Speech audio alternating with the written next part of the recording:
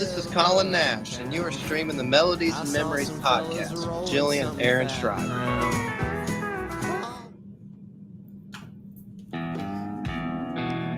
Welcome to the Melodies and Memories podcast with Jillian and Aaron Schreiber, brought to you by Arlo Revolution. Each week, they connect melodies and memories with fans and singer-songwriters from all genres of life. When all else in life is gone, music will be left to leave the legacy of life's adventures. Please welcome your hosts of the Melodies and Memories podcast, Jillian and Aaron Schreiber. What's up, y'all? No sound. All right, let's check it out and see if we got any sound. If you guys are out there, let us know. Give us a thumbs up or say hey in the chat. We're excited for this one tonight. We're going to check out our audio before we really kick things off here in a second. It's going to be a fun night. After this, we wrap up, we got to talk about what we did this weekend a little bit. Oh, for sure. Yeah, we got sound on my end, so hopefully everybody's picking it up. We don't typically have sound when we run our intros, so that's probably what you were picking up. Facebook doesn't there we like, go. Yeah, she's got it. Facebook doesn't like background music sometimes.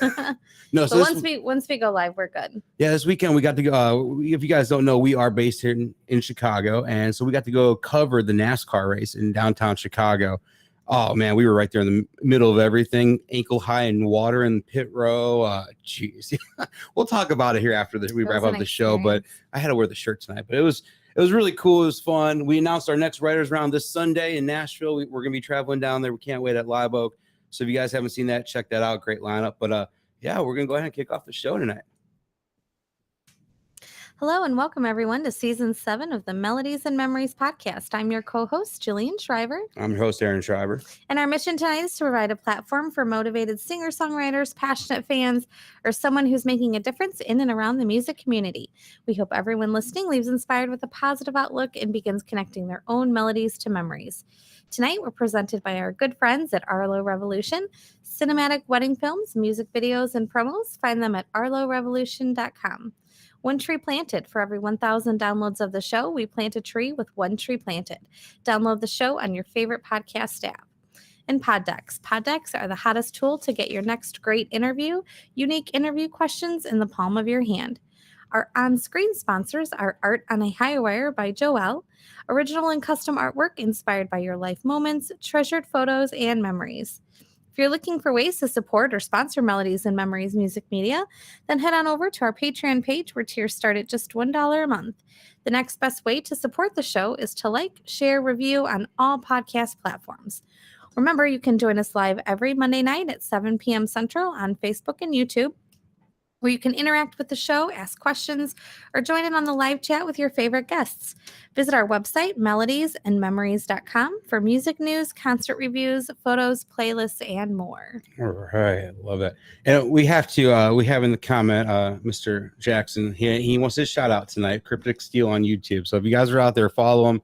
He's 9, he loves gaming, but he always loves his little shout out. So I give him one tonight. He thinks his dad's cool. So, no. So guys, I am, like we talked before, 170 some episodes in, I still get excited as heck. We've had a couple of past guests, Nick Norman and Brice on the show. And this guy has been around this music, helped create this music of these two that I love so much. And I was like, you know what? I just got to complete the trifecta here and get Rob on. So I'm excited. But tonight we're joined by Florida native Rob Hatch. For years, Rob has been the mastermind behind some of the biggest country hits and became a force to be reckoned with in the music world. From his unforgettable collaborations with George Jones, Johnny Cash, to chart-topping hits for Lee Brice and Justin Moore, Rob's portfolio speaks for itself. But that's not all. In 2020, Rob decided to use his talent to help aspiring musicians and form the successful Pump House Records, which focuses on artist development and providing label services to its talented roster. I can't wait for you to hear what Rob has to say about his incredible journey in music and what's in store for him at Pump House Records. You're ready to be inspired and tune into this must-hear episode tonight. But here, we're honored to discuss the melodies and memories that make up Rob's journey. We're going to welcome on Mr. Rob Hatch. How's everybody doing tonight? Good to see you, Jillian and Aaron. What's up, buddy? How you doing tonight? Man, it's good to see you guys. Thanks for having me on. Dude, we are excited. Like I've been waiting to have you on for a while now. I'm like, you know what, we just got to have him on at the end of this season. Just talk, man, because you're the mastermind behind some of our favorite songs, really, and just some of our favorite artists we talked about. I still remember we were at a Lee Brice show in Milwaukee, Wisconsin at the Rave. And he's like, I've never sang this song before. It's going to be one of the first times I ever played this song live. And he starts playing I Don't Dance. And Jillian and I looked at each other. It was kind of one of those heart-dropping moments, and we're like, dude, this is our song. This is our jam. So it's an honor to be able to talk to you tonight, man, because you are the man behind that song. Dude, it's a pleasure to be here, and I just went blank on you. Let's see. There you are. It's just a pleasure to be here, and that was a good day, man. I was just one of the guys in the room, so it was they not all the days aren't magic, but that was a good one. Yeah, dude. So we like to throw this way back and kind of get your earliest music memory, man. Kind of what's being played around the houses. What do you remember growing up, and what was prominent in the music world to you?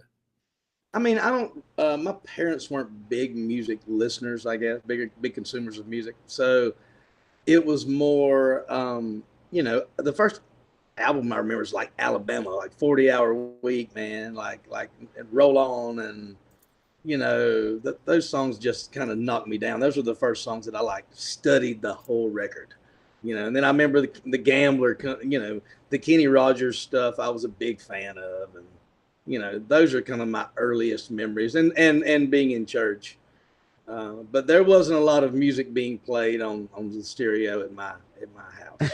Yeah, most of mine was in the car. Just my dad listened to some stuff in the car, and then he had an old vinyl record player, and I always would break into his vinyl collection, which I loved. But what was the? Sure. No, my parents didn't collect. They had, one parent listened to country music, one parent listened to rock and roll. So I rode in both cars. Yeah, there you go, man. That's good because that's good. You get It's a multiple good background. genres. Yeah, Good mix. So what was the first concert you went to, and actually saw live music that you might have paid for out of your own pocket? And did you take anything away from that? Well, I don't know that I paid for it. The first one I remember, I was probably 9, I guess. My parents took me to the O'Connell Center in Gainesville, Florida. And this is pre-George Strait turning into George Strait. George was opening up for Randy Travis. It was actually a Randy Travis concert. So George only had Unwound and, only a song or two out. So I remember George opening up for Randy. Those Randy Travis songs just wrecked me, man. Mm-hmm. The 1982 and On the Other Hand and Digging Up Bones and Forever and Ever Amen. All those songs, man. I remember my dad looking over and I'm tearing up, He's like, "What is wrong with you, son?" I'm like, you hear those lyrics, right? You heard what he said, right? Oh, I love that. Is that the first time you really? That's probably the first concert I remember. Is that the first time you got a taste of maybe songwriting too, in a way, and just when lyrics really first kind of started hitting you?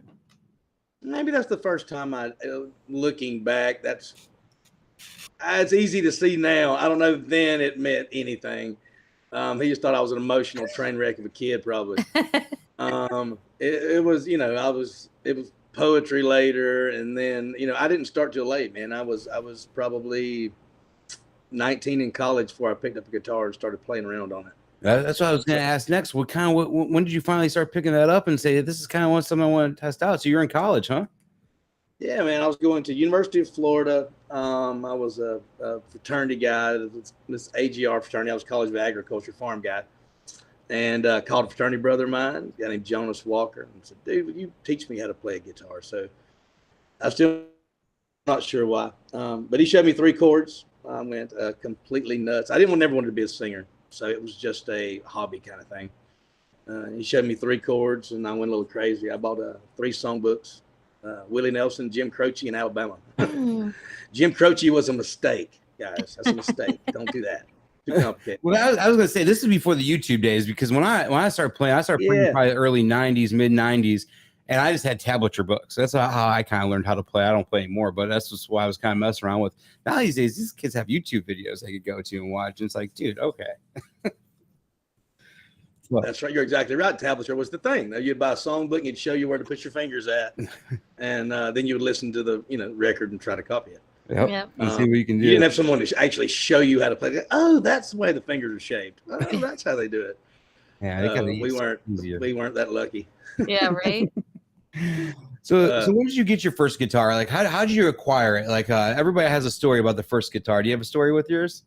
Sure. I was living with a guy named Keith Sullivan. He was a roommate of mine in college.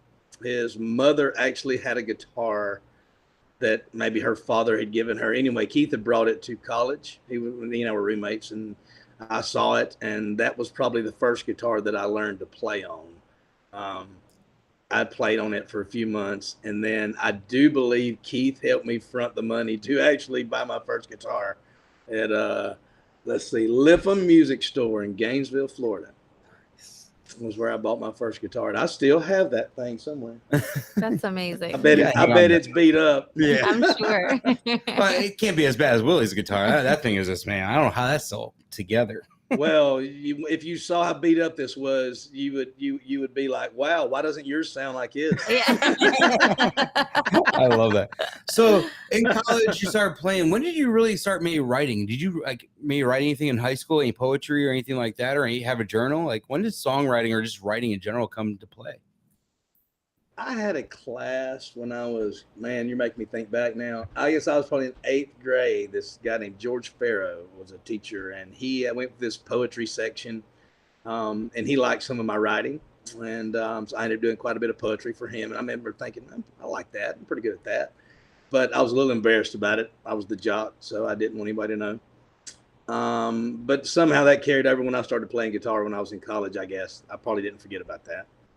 I went to a party, met a girl that was way out of my league, made a move that did not work. Went home and wrote my first song about the situation, called her up and played her the song, and that did work. I was gonna say, did that help you out a little bit? That did work. I was like, hold on. So I probably wrote 5-6 songs by myself. I didn't know people wrote songs for other people. Yeah. I was just messing around. What's we were talking with somebody a couple weeks ago, and we always thought whenever you picked up the old cassette or whatever, you're like, oh, Metallica wrote all the songs. You would never assume there was a songwriter behind all those songs. I had no idea. I thought George Strait wrote all of his songs, and I did think Metallica wrote all of his songs. I didn't, you know what I mean? I just didn't know a songwriter was a thing, right? So it was just a hobby. I was just playing around. Yeah, I never used to know those little names underneath the song title. There'd always be a couple of names underneath there in the cassette books or whatever. I'm like, who are these? That's what got me curious about songwriters. Yeah, I don't even know at that point. I had deep dove enough to know that was a thing. Still, it was still. I just really liked music. I like going to bars and listening to people play, and I like listening to records, and I could really feel them. But I wasn't smart enough to foresee where it was going to go. For me, it all feels like it was an accident, kind of, because at that point I have a guy call me out of nowhere, a guy named Paul Rogers from Ocala, Florida, and he had one of the top local bands around there, and he was opening up for all the big acts on the weekends. He calls me out of the blue, says, "Is this Rob Hatch?" I go, "It is." He goes, "Well, this is Paul Rogers. I got the best band in the area." I said, "Well, how can I help you?" He goes, "Well, I hear you write songs." I'm like, I don't even have anything recorded anywhere. How did you hear that? He goes, "Well, I heard some girls talking about it and told them, give me your number." So I go, "Well, what can I do?" He goes, "Well, I want to play your songs on stage." So I go, "Well, I'm just being the negotiator. I go, "Well, only if I get to be in the band." He's like, "Okay, Thursday night in Ocala. Here's the location." And I showed up at the location, and they were opening up for David Allen Coe, and there's like 2,000 people there. And I'd never even heard my guitar through a PA. I'm sure they had me muted the whole time. But I ended up playing with Paul on the weekends for 3 years maybe, just as a hobby, playing all the bars through Florida. And at one point he called me and said, "Man, I need you to come with me to Nashville and play for this guy, and you're the only one that knows all the original songs, or I'd take the good guitar player." So we came to Nashville, met a guy who was doing some label stuff. He happened to be a hit songwriter, and drew my attention to that actually being a job. He goes, "Maybe you should be in Nashville." So the same night I got introduced to a guy named Jared Neiman, and 23 years later, I'm still here. It's really Jared's fault. I give him the blame. That's a great story. I was gonna say, because that was back when, who was the other guy Lewis would hang out? John Stone. Was he a good buddy of yours too? I've known John for years. Yeah. Absolutely. Sure have. I knew that whole of his early songs. So we're big Eric Church fans. It's a lot of stuff that you see behind us on the walls, all Eric Church stuff. And I know he wrote some stuff for him way back when. And I've heard that. Yeah, he absolutely did. If you ran with that crowd, you must be still hungover. Right? I don't drink no more, probably because of that. That'll do it. No, that was back in the day when Lewis and I were always running around, and I met John a couple of times. Man, he was one hell of a guy too. But he's super funny, super talented. well, who's that band he had? American Young. I think was that what it was called? American Young. I think he still got that. Yeah, band. dude, they're good. They're so good. They're super talented, man. They sure are. So what was a big? I mean, what else was pushing you towards Nashville at that point? Did you travel other than that one time to Nashville, or was that your first time there? Nope, first time there. What was your first appearance or your first impression of Nashville when you first got into the city? What did you think? I blew my mind. I could feel the energy when I crossed the county line. I was like, "What is going on here?" And then I heard the music, and I was like, I have to be around these talented people. I was like, I have to be here. I don't know why yet, but I have to be here. Yeah. So my father owned a Chevrolet dealership at the time and wanted me to take it over.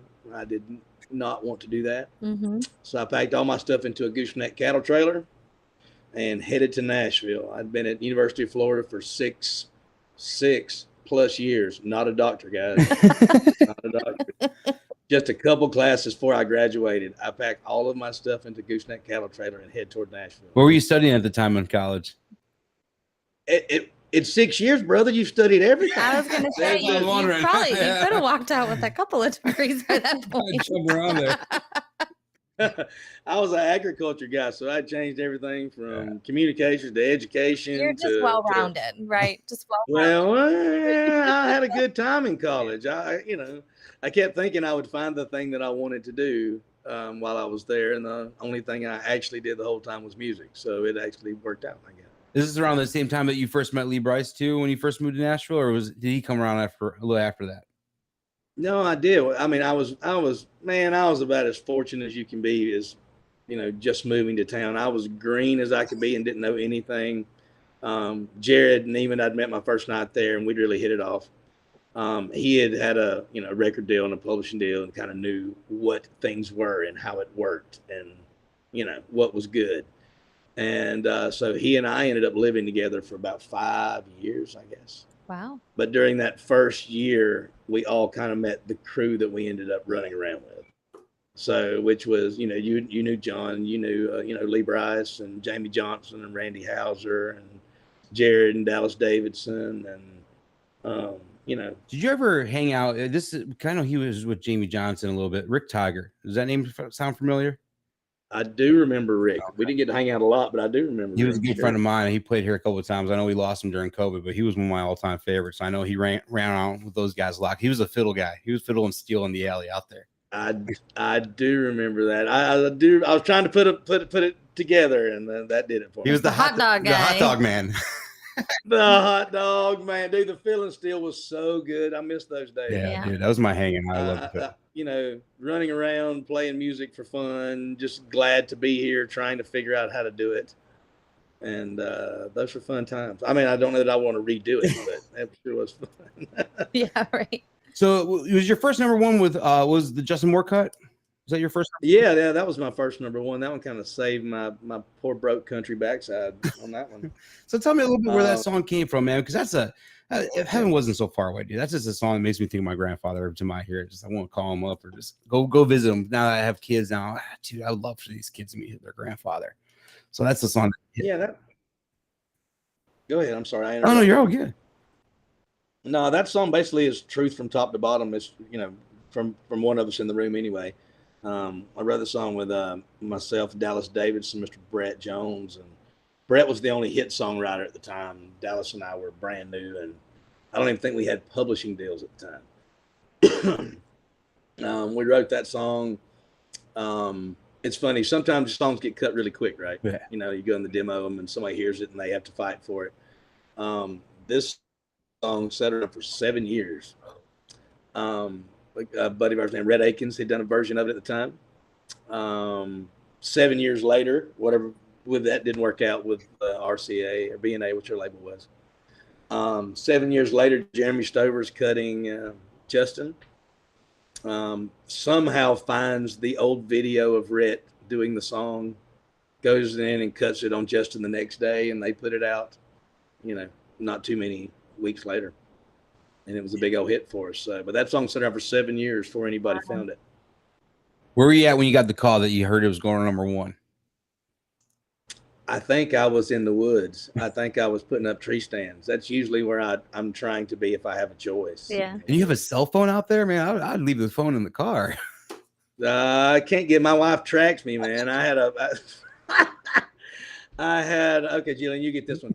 So I was coming down a tree stand here a year or two ago. Jumped off the tree stand, my binoculars slung up and hit me in the eyes, black both eyes, and broke my nose. Oh, and my wife put a tracker on me after that. Yeah. I have a tracker on him too. It's okay. Yeah, that's right. She does. Like Oh, that 360 at we got on my parents. That's exactly right. She didn't want to find you in the middle of the woods. Well, I think she does want to find me in the middle of the woods. Yeah. I think That's true. No, I love that. No, like I was saying, that song is just something everybody can connect with, because everybody has somebody they've lost close to them that they wish they could go visit for a day, man, because it'd be awesome. And yeah, that song's always been. I mean, where I'm sitting in my office. My grandfather's old truck is parked right in the, shed out back. I love that too. That's awesome. The truck we wrote the song about. Awesome. I love that, man. So the next one came for you, "Goodnight Kiss" with Randy Houser, dude. That song, that had to be a fun write on that one. Who was the co-writers on that one? Randy Houser and a buddy of ours named Jason Sellers, big hit songwriter, super talented. Yeah, that had to be a fun. Oh man, it was super fun. Randy at the time had a pretty clear, vision of what he wanted the record to be like, and he was, all the things that end up being hits on that record. I think he did in, a week and a half, maybe. It's about country feels, all that stuff was pretty quick. But he knew he wanted another tempo for the record. He came over to the house and our buddy Jason, and we ended up knocking that thing out in about 2 hours, I guess. Randy basically wrote the first verse by himself. We were like, oh, okay. But that guy is a super freak on epic proportions. So, anytime you write and get to create with him and then hear him sing it, it's just kind of like, wow. He's on that next level. Mm-hmm. I love that, dude. He's a powerhouse. That's crazy. So to have any success with your buddies, man, having any success at all feels like a damn miracle. So to get to have success with your buddies, that feels like the hit it out of the park. Yeah, for sure. So what made you and Lee kind of come together and do Pump House Records, man? And what kind of brought all that up together? Man, a lot of it was Nick. A lot of it was, Lee and Nick had grown up together. And, Nick's one of the best singers in the world. Yeah, amazing. If you haven't heard Nick Norman, he's down in Key West. But we started with Nick. We made what I think is an amazing record. And we were basically learning how to do it on mine and Lee's end. So it's we pushed those, had some singles that he had some success with some songs. Our deal time ended, and we ended up, we have an artist named, Rebecca Lynn Howard that we have a record out on now. She has a song out called "I Am My Mother" that's killing it. And Lee and I are just doing our best to learn how to support artists in a digital world. It's crazy, man. It's a different world now. I remember, where was I? I was somewhere with Lewis, and he hands me this shirt. What was it? Good cocaine, or good whiskey and cheap cocaine. And I brought it home one time. My wife's like, "Where the hell did you get that shirt?" I was like, "Lewis gave it to me." Why? She goes, "You are never wearing that outside this house ever." I think I love it. It was twice, but it was one of my favorite songs on the record. I don't know that we would have done the record without it. I thought it was fantastic. It was. It is. I asked for one of those same shirts, Jillian, and they gave me like a medium. I can't wear a medium. So my wife has one of those shirts. I don't have one. I think mine was like a large. I can't even fit it anymore. Yeah, but he didn't fit anymore. I love that shirt. I'd wear it all over the It's place. a good song, though. It It's a is. good song. It's a great song. But I got a pile of Nick Norman and Louis Brice shirts, but I don't have any Good Whiskey Cheap Cocaine shirts. So. He needs to make another run of those shirts. Yeah, he does. He does really. No, I love how Nick does he does a porch tour every year, and he always brings like Lewis or somebody out. I know he's out on it right now, and we'll catch him every now and then when he comes to Yeah, they usually play through here a couple times over the summer. Yeah, they always come up. Yeah, they kill that tour. They'll go to people's. They'll go anywhere, man. If you got the cash, they will come turn the party up. And that's just who Nick Norman is. He just so loves good. the laid back life. He, like you said, Key West. That guy's Key West to the T. Like you look up Key West in the dictionary, you're gonna see Nick Norman's face right there. It's just, yeah. I am jealous of that dude's voice and his life. Yeah, I think both are fantastic. Yeah. I love that, man. So yeah, you guys came together. You guys formed Pump House with Nick Norman, Rebecca Lynn Howard. She had a song out, a single out a few years back, didn't she? She did. She had a song out, Forgive, several years That's ago. what it was. Okay. And we'd been friends for, gosh, I don't know, 10 years maybe. She may be the most talented human I've ever met. Right. I mean, she is off the chart as a player and a singer, and she's a savant. It's freakishly We'll have good. to check out some of her newer stuff, Yeah, man. That'd be yeah. awesome. Yeah, I remember Forgive. I remember that song. You're fixing to hear a lot of it. So we got a record that we just got finished with her. So the first single is the I Am My Mother, but we're going to be pouring the music to it this year. So I can't wait for the world to hear what she's fixing to bring. That's exciting. We might have her on. Yeah, we'll have her on the show. show or something. We should have her on the show. No, that'd be fantastic. Awesome. We'd love for you to have her. Yeah, we'll be booking our new season sometime soon. Yeah, we'll definitely have to have her on and talk with her. So no, I love that you guys came together. Pump House is an artist development collective that offers A&R promotion. But I love the way the name came up because Lee Brice's church that he was at years ago, it had an old pump house behind it. And it's just cool how everything came together with that. And I really love what you're doing. But now you kind of talked to me a little bit today about Enter Song, man. Tell me a little bit about this. You started, it was a songwriting booking agent with Jared Neiman. Tell me a little bit about this. Yeah, over the past year, we, Jared and I, like I said, we've been buddies forever. And a investor of ours from Indianapolis, we thought, why not put together a, hit songwriter, ways to display the Nashville Hit Songwriter Show. So we called a bunch of our hit songwriter buddies and we thought, okay, let's see if we can't show the world what you do and that they can book you to come play. So we just started Enter Song, which is basically booking hit songwriter shows in private venues, homes, amphitheaters, wherever. So you book porch tours all over the place now. Love that. That's very similar. It is very similar. I love that. It is basically all hit songwriters, and we go in. You can choose by the song or by the writer, and they come in and do private events. So a lot like the porch tour. Yeah, very much. Cool. Those are the shows that we love to go to. Yeah, we'll put those links in the bio too for this show, so you guys could check all those links out. But no, that's what when I mentioned Rick Tiger earlier. That's what he used to just kind of come around house to house and play house shows. And we would put 40, 50 people in our basement. I have a little mini stage actually right behind me here. And we would just have a little private, intimate, like songwriter shows because sometimes that's the best times because you can hear the stories and people aren't going to interrupt you. One of the funniest. Yeah, it's just a little more intimate, and which makes it a little more VIP maybe. And it's the for the people that like the behind the music, that's the behind the music for sure. So it's more of a variety show with the comedy and the stories and the songs and you get to hear the real thing. We might just have to put a new rule on our basement though. No bathroom during performances because we have a bathroom right next to the stage and it's not really soundproof. And this guy decided to use it during one of our songwriter events. Rick's performance, and it was actually his last time here, and you could hear it. He was just standing up doing his business. You could hear it echo through the whole basement. And then, y'all are worse than the Bluebird. I'll even go to the bathroom while I'm playing the show. Yeah. I mean, it's But the guy comes out of the bathroom. Rick Tiger looks at him dead in the eye. Goes, "Man, buddy, fist bumps for you the rest of the night. 'Cause I didn't hear no sink water." I'm like, that's fantastic. Everybody started laughing. Man, it was the best. He was just saving. But that's why I love those things because it's so intimate and it just can be fun and spur of the moment, man. It's just these guys are just gonna crack you dead if you that's awesome. you leave it open. Well, you've seen these guys. Our songwriter friends are some of the most talented They're people in so the world. great. So Yep, they're so you know, great. to hear their show and their story it's one of my favorites. So we just want to share it. Talking about Lewis and Nick, though, That's so two talented guys too. But Lee, dude, Top shelf. you wrote "I Don't Dance with Lee Brice," man, and that's one song we talk a little bit. Hopefully, get the story of it. We'll get the story of it a little later tonight. But before you play it for us, but your relationship with Lee, man, how do you think that's kind of over the years has evolved and kind of developed you guys into two amazing songwriters, though? Well, we've always been like brothers. You know, all our guys are pretty tight. Where he's from and where I'm from, even though he's from South Carolina and I'm from North Florida, are pretty similar.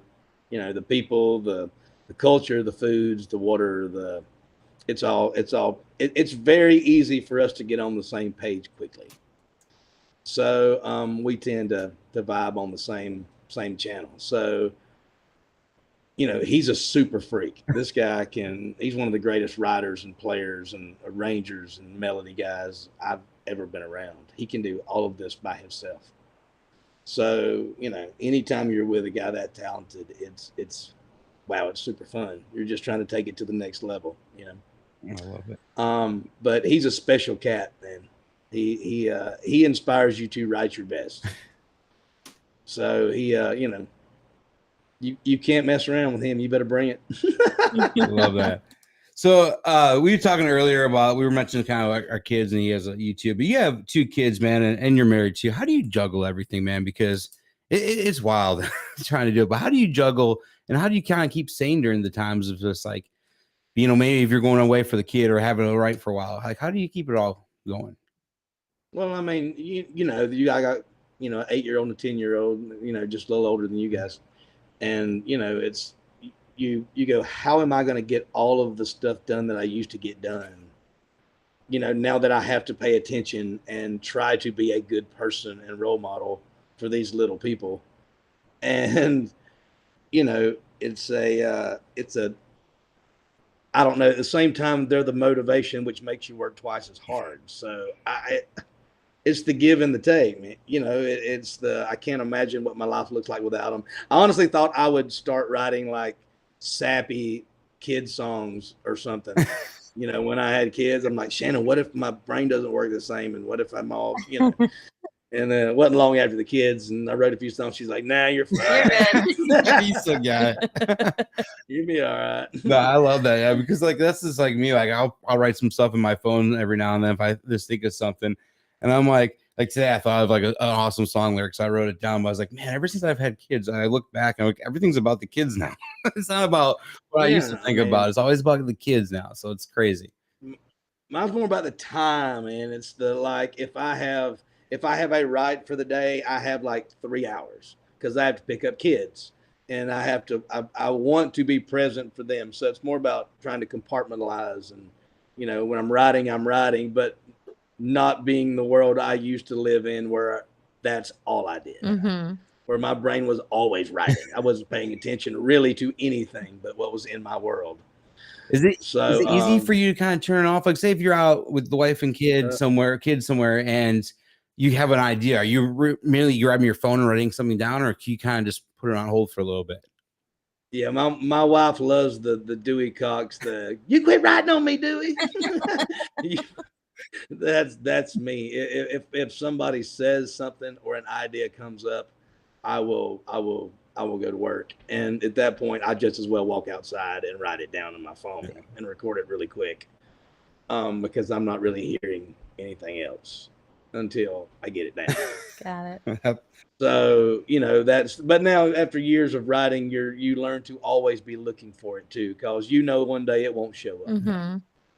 So you never want to miss it. If a great idea shows up, you want to stop what you're doing right then and ride the inspiration for a minute and, you know, see where that's going to go before you go, I'll stick it in my pocket and try that next week. Yeah, you might want to give it a second because you may need to get that inspiration down fast. Yeah, I do. I forget. Oh, me too. I have a terrible memory when it comes to remembering my lines and melodies and stuff. I have to I have to write it and record it, and 10 minutes later I can listen to it and go, "Oh, that's pretty good." Where'd that come from? Oh, nice. Interesting. I don't know. Part of that's pretty good. That other's trash. I don't know who wrote that part. Yeah, what idiot wrote that? So, what do you think is something you've learned about yourself through your music career over these years? Continue moving forward, man. Yeah, I told when I first started writing songs, got a buddy of mine named Ed Hill, super smart guy, big hit songwriter. I asked him if he had any advice on a new songwriter, and he goes, "Man, just keep being you. Just write what you write and make your music. The styles will change. If you want to be here a long time, just be great at what you do. Do your thing." So for some reason that always stuck with me. I was always the redneck kid from North Florida. I was never not going to be that. So, embrace your stories, embrace your people, embrace where you're from. And, for me, all those turned out being lucky gifts. I love that. So what does the rest of the year look like for you, man? You got any shows that you're excited to play or you're playing coming up? Oh yeah, a lot of private inner song shows. We'll be out with Lee a little bit. We'll be, trying to get records out and chasing kids and hits, basically. That's what we have a couple trips coming up this summer that I'm excited about, and hunting season starts in October, and then I lose all focus. Yeah. Do you do a lot of songwriting retreats at all that you go out and just we talked about your circle. Your circle is amazing. Sure. Do you get those boys together and just go on a retreat for a weekend and just write? It all depends. It's really hard with these guys' schedules to get a lot of them together. You know what I mean? They end up being more in small groups. Get 3 or 4 of us together to go off somewhere. Mm-hmm. But to kind of disengage from Nashville a little bit and focus on just one person and one objective, like there's no need to go on a writer's retreat just for the heck of it. You can write in Nashville. Why go off on a trip? Yeah. But when you have like a project coming up, you're like, okay, here's what we want to do. Here's what it's going to look like. Here's what we think's the main cornerstone of the project. We're trying to write the other parts of it, the second, third singles, and where it goes. You have a focus. So to get all those people together and with kids and families and everything, to have 3 days where it's just day and night for 3 days that you're thinking of that artist and what works with them and songs that would fit them and any ideas that come up. It works really well for me. I like it. I'd rather get, where I have more time to work with them, honestly. So you're just disengaging from what your normal routine is and taking that extra time where usually I'd be having dinner with my wife and kids. I'm sitting there talking about this same song we've talked about for 5 hours at dinner. So, by the time you leave, you've usually got this stack of what is a pretty solid direction on, what you're aiming for. I love it. That's awesome, man. All right. Well, we're going to move on to our next section of the night. It's our Powered by Poddex is our sponsored part. We pulled a couple cards earlier. What are most people afraid of that doesn't scare you? Oh, goodness. I don't know. Maybe the future. I'm pretty excited about seeing what's next and where things go and what the next song is and what the next direction is and who the next artist is. And I don't know if that scares anybody. Maybe everybody's excited about the future. I don't know. Yeah. But I'm pretty fired up about it. I'm curious to see where all of this goes, this post-COVID world, this digital world, this, where we're at. I think there'll be some changes that are good for a lot of things. I'm curious to see how it plays out. It's crazy how much social media does play a factor in music now. Like it never used to, like as big as it does, Sure. But it's crazy how you have to learn that to kind of be successful almost. Well, yeah, it's just a matter of being able to reach mass amount of people that you could have never met before. Maybe they couldn't afford to go to a concert, or maybe they just wouldn't have thought country music was something they would even like, but because they can digitally stream it doesn't cost them much, they'll try it out and test it out. Oh, wait. There's just a lot of advantages to it, as well as some disadvantages, but hopefully we'll get that all figured out. Yeah.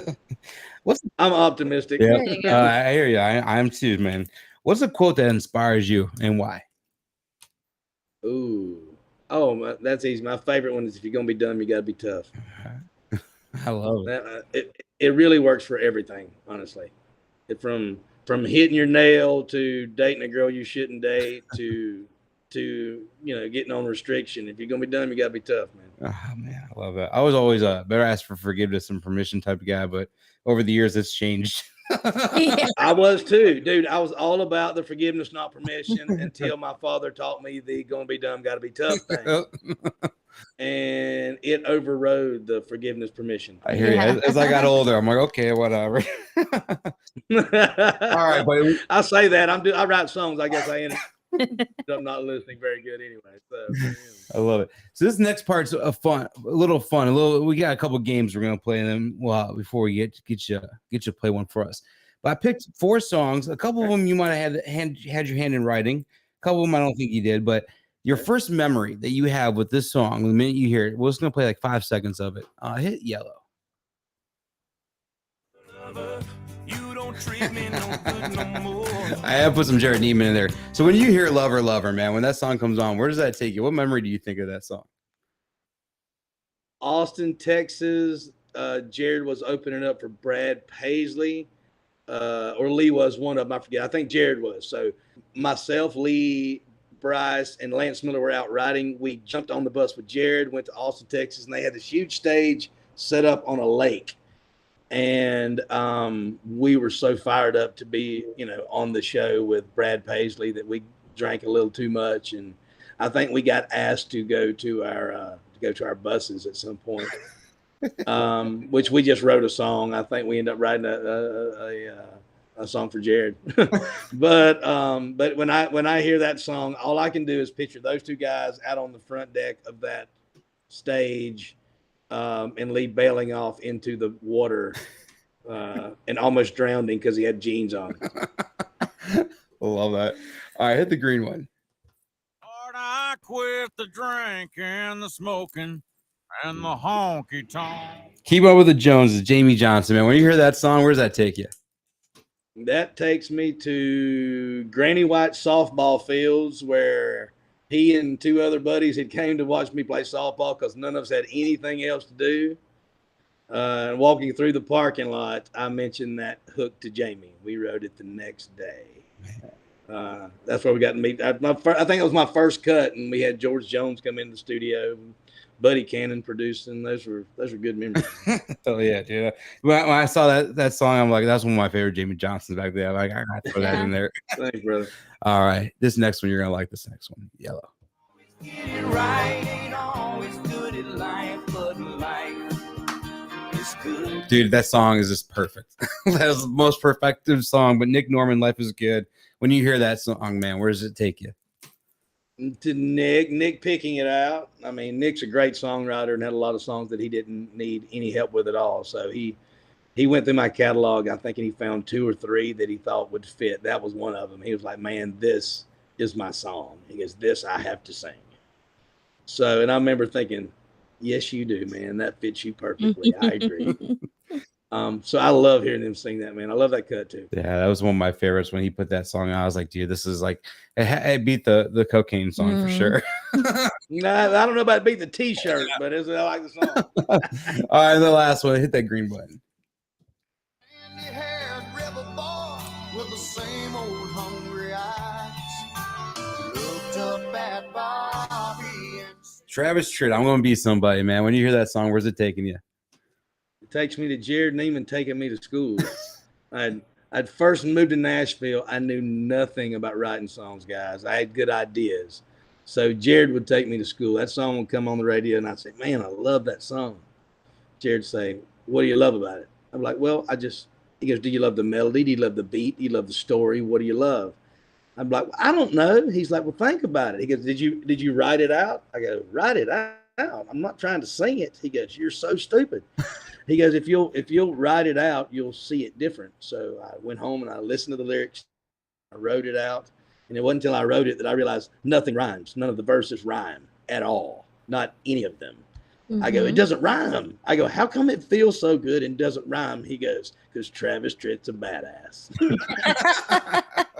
End of story. Songwriting 101. I read that somewhere about that song. I was like, I gotta hear the full story behind that. Yeah, That's why I threw that great. song in there. I knew Great. there was a connection there. Yeah, that was Jared taking me to school. I love that. All right, but this next little portion is we call it the hot seat. So we're gonna put you on the hot seat. 10 quick questions. First thing that comes to mind: your first CD or vinyl you ever purchased? Alabama. Nice. Where's your happy place? If you're going to blow off some steam, where are you going? Tree stand. All right. Who has the best pizza you ever had? Ooh, 5 points. Ooh, all right. What's your wallpaper on your phone? My 2 kids. What's a movie that can always make you laugh? Ooh, always makes me laugh. I don't watch movies to laugh. I'm funny all the time. Let's see what movies makes me laugh. Dumb and Dumber works. Yes. What was your first job? Your first paying gig? Washing cars at my father's dealership. Love that. What's the oldest thing you own? The oldest thing I own, my grandfather's shotgun. Oh, dude. Great grandfather's shotgun, actually. It gave me chills just thinking of that thing. Mm. Man, what chore do you not like doing? This might be a question for your wife, but Folding clothes, dude. I don't like to fold clothes. I got yelled at today about it. yeah, that's mine. That's why I'm laughing, because I'll wash them, I'll dry them, I'll just dump them He on the just kitchen dumps table. them in the middle of the kitchen table and waits for me to come home from work. See, it's even better. My wife comes in and goes, are all these clothes completely pressed in this box? Are these clean or are these dirty? I can't really tell. I'm like, they're all clean. She's like, you could have finished them. What was your favorite? So she loves me. She doesn't always like me. Yeah, right. I hear you on that one. That's Well, the truth. what was your favorite childhood television show? Dukes of Hazzard. Oh, hell yeah, dude. I love that. I remember that first episode of that. Oh, boy. All right, buddy. And this is the last one.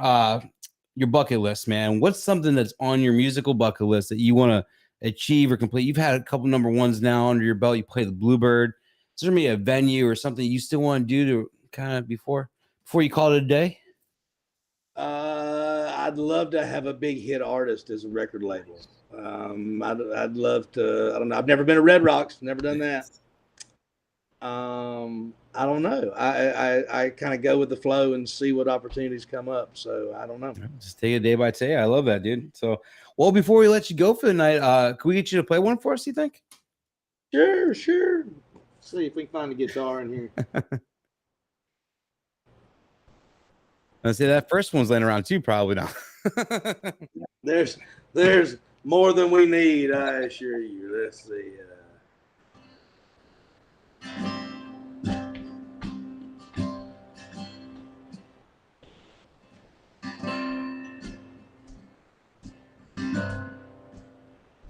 I've written a lot of songs.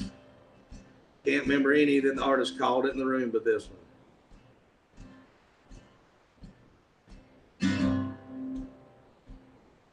Well, I'll never settle down. That's what I always thought. I'm not that kind of man. Just that skinny one. Well, I don't dance, but here I am, spinning you round and round in circles. It ain't my style, but I don't care. I'd do anything with you anywhere. Guess you got me in the palm of your hand. 'Cause I don't dance.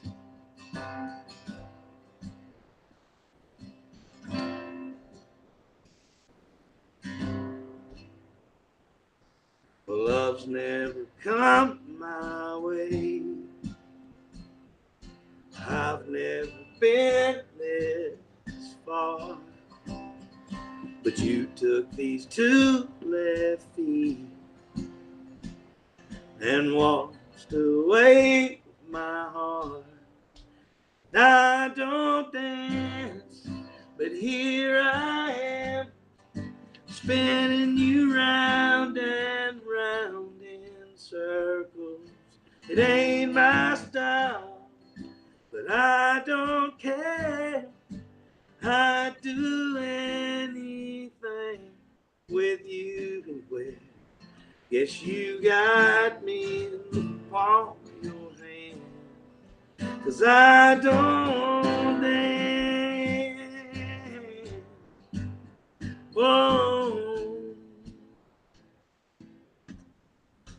I don't dance.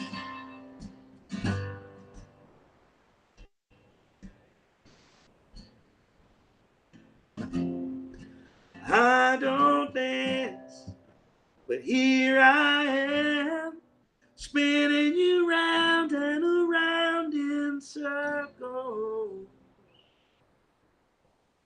It ain't my style, but I don't care. I'd do anything with you anywhere. Yes, you got me in the palm of your hand. 'Cause I don't dance.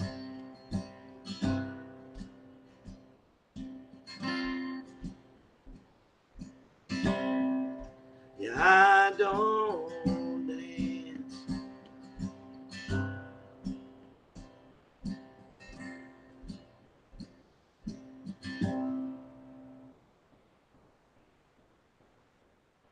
Love that, dude. That takes me back. That's wonderful. Takes me back to Milwaukee when we first heard Lee sing that song. I was Mhm. like, I was blown away, dude. It's just that two left foot. Well, he sings it way better. It's a little more mind blowing when he does it. That two left feet line that got me going. I'm like, oh yeah, I definitely have two left feet for sure. Well, Rob, I can sit here and talk to you forever tonight, but man, I really appreciate you spending some time with us. This was well, I was just telling Jillian, this is one of the best shows I think we've done in a while. So I Mhm. loved it just sitting here and talking Really with you. enjoyed it. Well, thank you, Jillian, and thank you, Aaron. It's a pleasure to, be on with you guys. I appreciate you inviting me on. Oh, dude, it's awesome. Love We it. wish you got nothing but the best with Pump House, everything, dude. We just love watching you succeed, dude, and just where are you going from here? So we cannot wait to see what happens.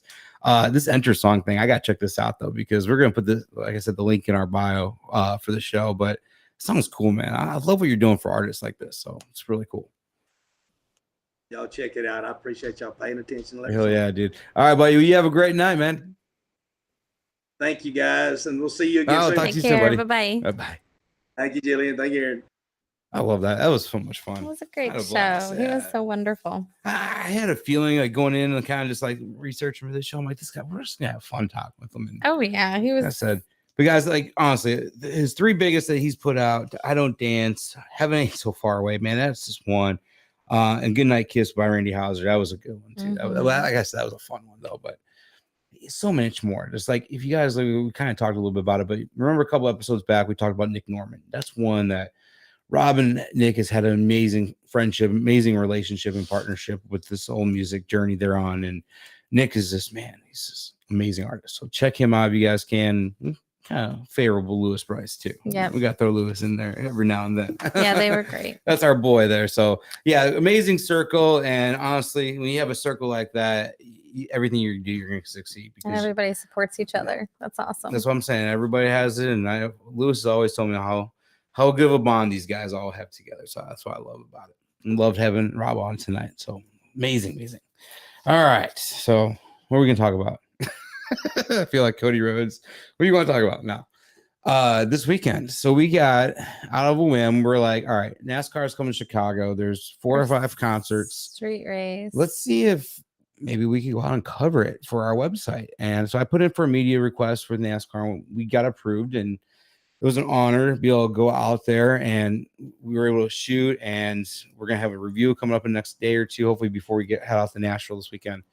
But wow, what an experience! And honestly, I know Jillian's not a NASCAR fan one bit. Oh, I'm not a NASCAR fan. I But just have never. You never thought you'd be in the middle of Yeah, all I'm that. not a And fan, now it's though. it's mind blowing It's and cool. stuff. It was wild to see cars go. I mean, well, we're from Chicago. You see cars go flying by you all the time on 90, 94, but it was crazy to see these cars going 150 miles an hour on the streets you walk and ride or drive around on normally. And so it was just so surreal. I was talking about it. We can't wait till we put the review out and going through the photos. I had over like 2,000 photos, but it was crazy. Saturday was fun. It ended a little bit earlier. Saturday was fun. Lightning, it was hot. Yeah, it was hot. It started and lightning humid. a little bit.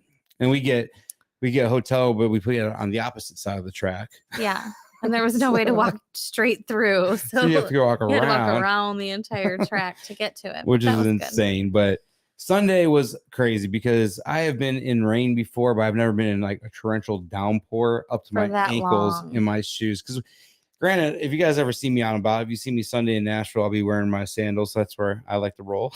I like to wear my sandals all the time. But we had to wear, since we were so close to the track, we wear jeans and closed-toe shoes. And I only have like one pair of shoes, I think, to my name. So I'm over here in ankle deep water, and we right before we left the hotel, the funniest thing is And jeans. We were in jeans and tennis shoes. And there's not a worse feeling than to be in wet jeans and wet tennis shoes for 12 hours. But Jillian had this amazing idea that she's going to call down to the front desk and get 4 ice bags delivered to our hotel room, and then tie our feet up in these ice bags, these ice bucket liners. And at one point, I felt like I was literally walking in a swimming pool in my shoes because they held the water. But we had a blast. We'll have some photos and a review up in a couple of days, but it was just an amazing time.